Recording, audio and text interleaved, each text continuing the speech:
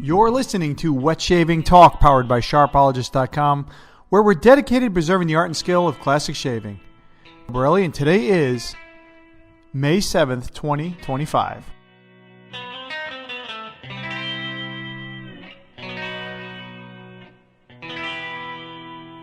Hey guys, welcome back to the podcast here on this beautiful May day here in South Florida.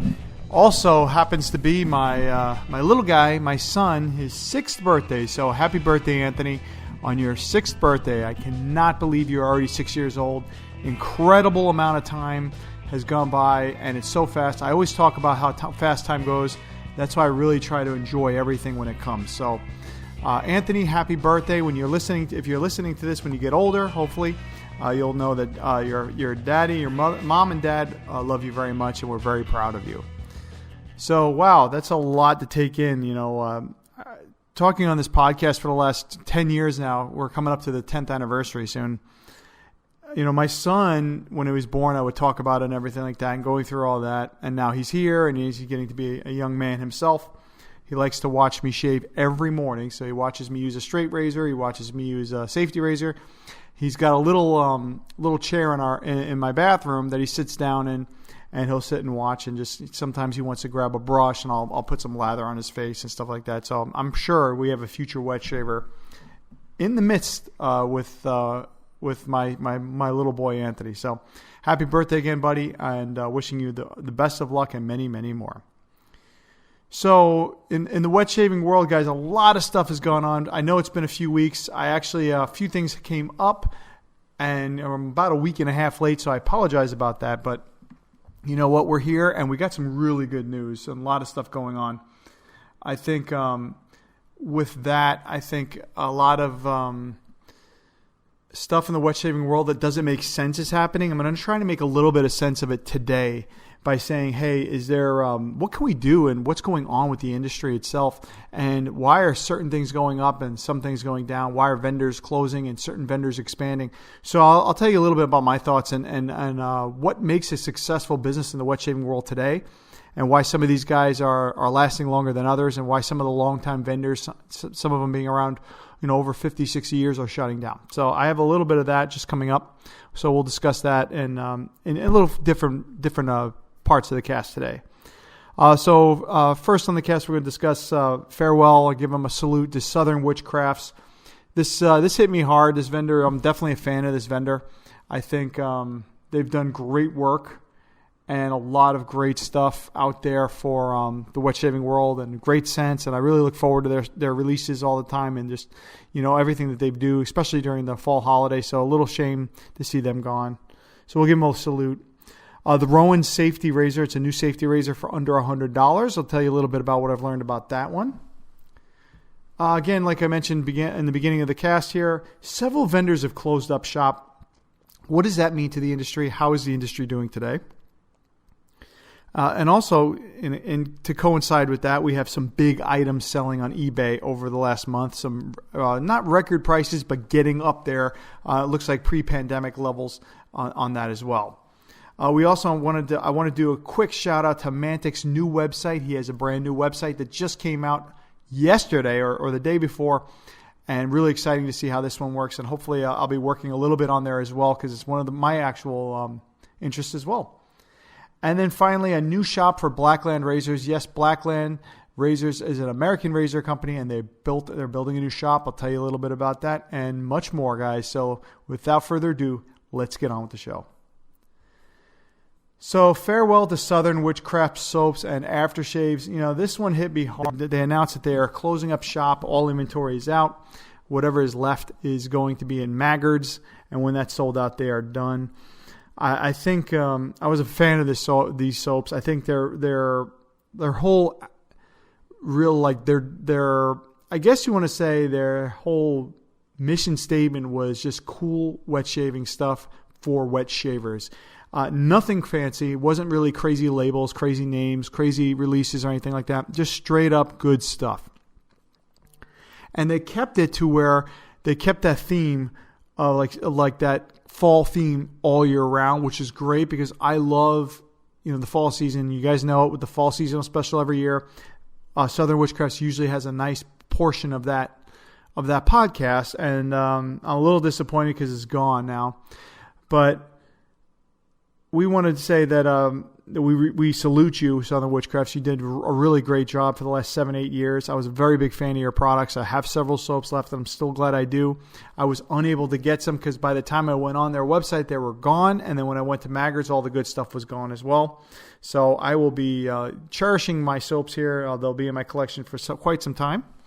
And I think, really looking at this, telling us that it's hard for those smaller vendors to get through the business. I think that's it. I mean, if you think about it, costs going up, everything like we've discussed, it's getting hard out there. Like, it's not easy to be a small business right now, especially with everything going on.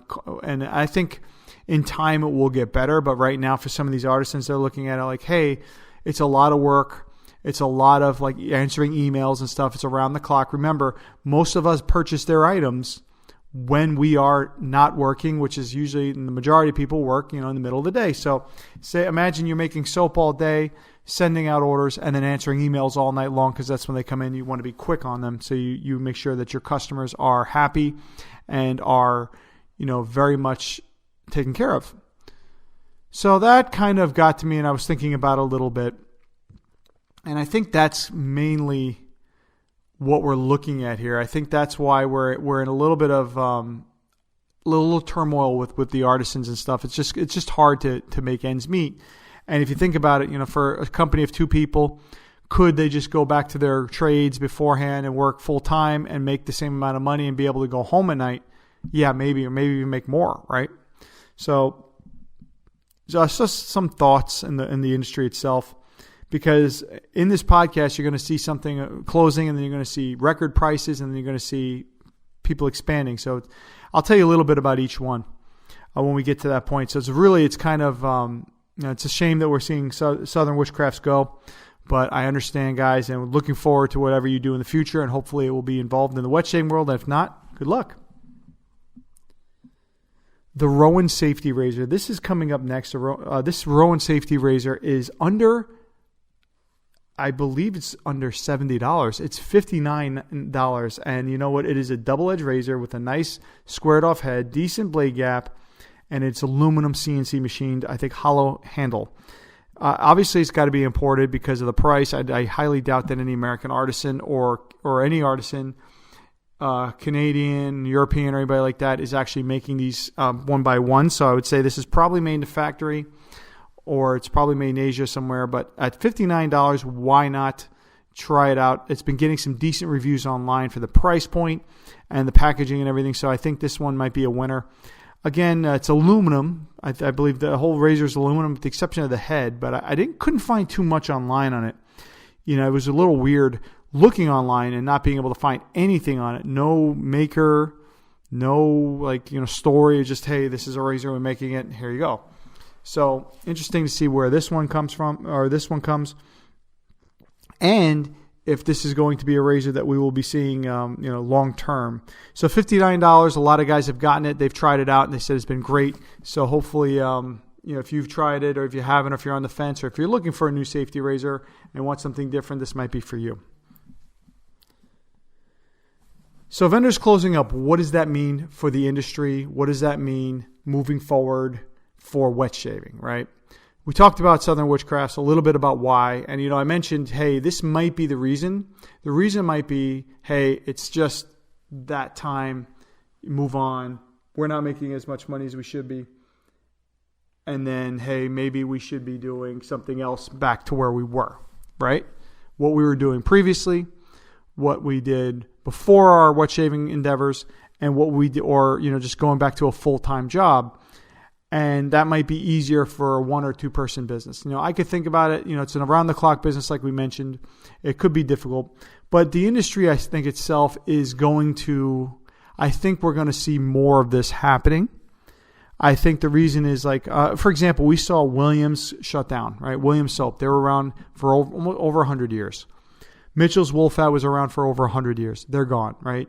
It's just not a profitable thing to do if you're making a few soaps. And if the costs go up to the point where you're going to have to charge $40, $50, none of us really out there are willing to spend $10 to $15 on Williams soap, right? It's just not a soap that's worth $10, $15, $20. It's a $2 soap. It's been a $2 soap, and I think that's probably it. But the other question that comes up that I get a lot, or that I see a lot, or I think about is, hey, wet shaving is like the biggest it's been in a while. There's a lot of people out there doing this, and why are we seeing stuff close after? Think about it. For years and years, when people stopped wet shaving, started using canned goo on before the internet, before that, 20, 30, 40 years ago, they survived all that and made it up until now. I would think it would be better now. It would be easier with Amazon, with different distributors, and then not having to just buy it where you're from. Like, I can tell you right now, Mitchell's Wool Fat probably wasn't available in the United States up until maybe in the 1990s, right? Maybe later, maybe a little earlier, but for the most part, no. So it just really goes to tell you, hey, what are we doing with this, and what does this mean? And I think it means that we're going to start seeing more companies shut down for the short term, right? I think you're going to start seeing some more artisans shut down just because of the cost and because of the demand. I think wet shaving was really in that peak around 2010 till about 2017, 2018. Really strong wet shaving was. A lot of vendors all coming up, a lot of them sticking around. But, just looking at the bigger sites like Maggard's, West Coast Shaving, I used to count over 80 to 90 vendors, sometimes 100 vendors just making software. Last week I counted it was like 45 on one of those sites. So I think it's, I think we're about probably at the worst of it right now. We might see some more shutdowns, maybe a couple more open up. I don't know. But I think for right now, I think we're probably going to get through the worst of it now with the industry, with the closings. And then we might see a few more close here and there. But I don't think it's going to get under like 30 or 40 vendors. I think it'll be about that. But what worries me is just the whole industry as a whole with, you see a lot of software going away, but a lot of hardware come back. Like, there's a ton of safety razors. When I first started wet shaving, there was only one or two razor producers that made like artisan razors. Now there's about 20 of them, maybe 25, right? And now with the artisans, with the actual software, there was at one point there, I had a database that I have here of live ones that I use for the vendor checks. I had 128 at one point. Now I only have about 60. So I think we're seeing more razors being produced and less soaps. I think people are holding onto the soaps a little bit more, and they may not be willing to spend $40-$50 on a puck of soap that will last them a year. But they will be able to. They are willing to buy a razor that will last them a lifetime, right? And if they got to spend $100, $200 on a razor, I might be more willing to do that than instead just buying a soap that's going to last them a year for $40. So I don't know if that's my thoughts on that. I think you guys, you come to your own conclusions. If you have any other things you'd like to really look, I think it would be a great email to me, and I'd love to discuss it to see what your thoughts are on that. So that's my thoughts on the artisan aspect, vendors closing, and I guess, that's my 2 cents. So hopefully I'm wrong. Hopefully more of them open up and this kind of goes away soon. I think once the tariffs subside and everything like that, I think we'll see everything coming back. So moving along, the exact opposite of what I was saying with the industry where you see things closing down is some big dollar items sold last month. We had, for example, there was a bottom dial that went for $1,850 that honestly 6 months ago wouldn't have gone for that. This razor is not in good shape. It only had 3 bids. So somebody said, hey, I want this razor no matter what, and I'm going to get it. So they did an $1,825 sell price on this. We also had a regular case toggle go for $1,000. So I couldn't believe it. I saw it sold. Whenever I see these high dollar items, I always watch it or put them on my watch list on eBay and just wait for them to sell. When they sell, I take a look and see what they sold for. And I could not believe this bottomed out. I thought this thing was going to go for about $800, like $900, but it went for $1,800. Definitely not in the greatest shape. I can already tell from the picture it needs some work. So I'm a little bit surprised on that. And that's what I said in the beginning of the cast. You're looking at razors that are going for more money, and software going away, because I think people are looking more at the collectability of it. They're looking at something they can hold on to for a long time. And I guess the razor's worth more than a $50 soap. Example, I was talking to a friend of mine the other day, and he said, hey, he was getting work done on his house, right? He's getting his kitchen redone. And he said to me, he's like, hey, my wife is the type of person that will fight at the grocery store for a 50-cent coupon, but will, when it comes to spending an extra $1,000 or $500 on a project in my kitchen, she doesn't bat an eye. This kind of has the same, concept. Hey, with the soap, it's cheaper. It's like, hey, I'm not willing to spend $50 on a soap, but I'll still buy a bottom dial for $1,800. That kind of mentality. And that's true, and that comes a lot. And that comes, I think, a lot when you talk about wet shaving, and especially in that area with collectability too. It's like, hey, this is what's valuable to me more than that. Even though I'm paying $10 more for a soap, I'm willing to spend $200 more on a bottom dial. Same thing with my kitchen. Hey, the project's going to cost, say, $5,000, an extra $100, $200, not a big deal. But if I go to the deli counter at the grocery store, they better not charge me 50 cents more a pound because I have a coupon or because the price is different on the shelf, right? They'll fight for that. May not fight as much for the bigger things because that's more, I guess it's more of a demand or more of desire. So that's my thoughts on that, guys. Some big items selling. So I'll watch those auctions and see if there's anything you're looking for. There's a couple good items out there right now. We'll see how they sell, and I'll definitely report it on the cast. Want to take a few short moments to shout out Mantic's new website, the Black Coffee Life. That's at blackcoffeelife.com, theblackcoffeelife.com. It is a website dedicated to coffee, primarily drinking it without milk. Now, I have a cup of coffee with me right here. I got it from a beautiful French bakery here in Delray Beach, Florida. And I think that it is amazing, but I do put milk in my coffee. So I don't know how sophisticated I am for the coffee life, but I am definitely intrigued. May do a little bit of work on the site with Mantic as well. Let's see what happens.